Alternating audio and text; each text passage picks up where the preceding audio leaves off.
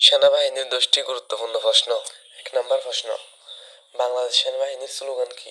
উত্তর, সমরে আমরা, শান্তিতে আমরা, সর্বত্র আমরা, মোদের তরে। 2, বাংলাদেশ সেনাবাহিনীর রং কি? উত্তর, সবুজ, কালো, খাকি, মেরুন। 3, বাংলাদেশ সেনাবাহিনীর সদর দপ্তর কোথায় অবস্থিত? উত্তর, ঢাকা সেনানিবাস। 4, বাংলাদেশের বর্তমান সেনাপ্রধান কি? উত্তর, লেফটেন্যান্ট জেনারেল ওয়াকারুজ্জামান। 5, বাংলাদেশের সেনাবাহিনীর কখন গঠন করা হয়? উত্তর, 26 মার্চ 1971 সালে। 6, বাংলাদেশ সেনাবাহিনীর বিশ্বের কত নাম্বার? উত্তর, বাংলাদেশ 37তম অবস্থান। 7, বাংলাদেশের প্রথম মহিলা সেনাপ্রধানের নাম কি? উত্তর, সুসানে গীতি। 8, বাংলাদেশ সেনাবাহিনীর কোর কয়টি? উত্তর, 3টি।